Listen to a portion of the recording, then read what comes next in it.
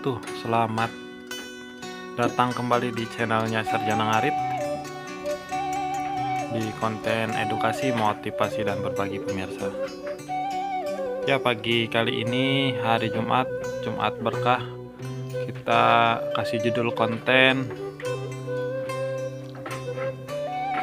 kapan kita harus memulai beternak.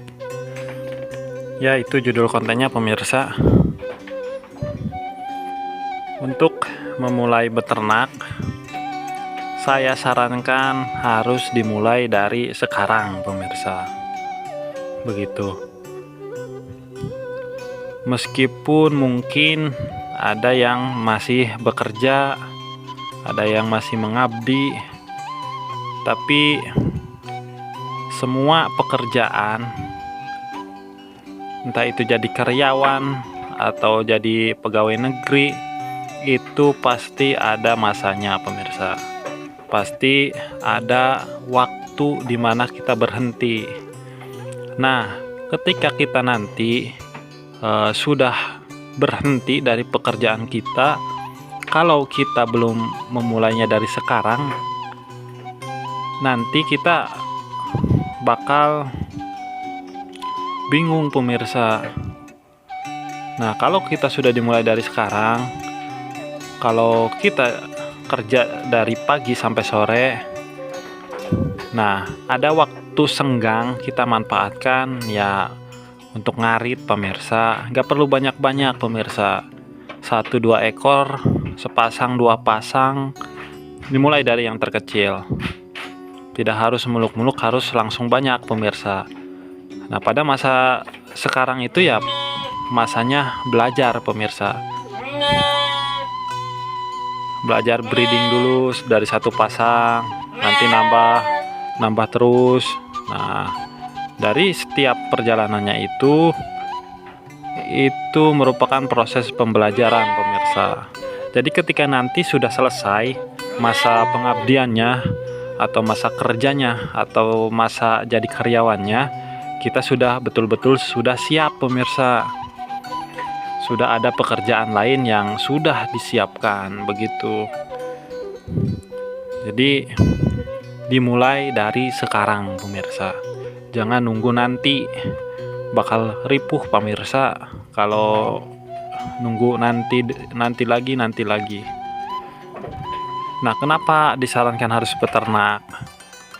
Di bidang peternakan itu pemirsa, sebetulnya peluangnya itu cukup besar.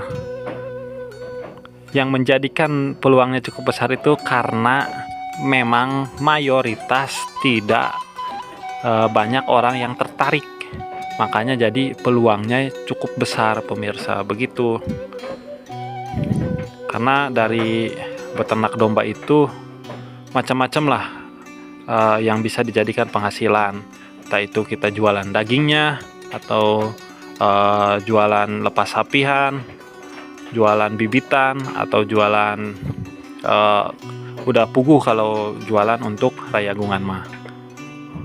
Nah, sebetulnya banyaklah penghasilan yang bisa didapatkan dari beternak domba itu. Nah, begitu pemirsa. Jadi jangan menunda, jangan terlalu nyantai, jangan terlalu nyaman ketika kita masih bekerja sama orang lain.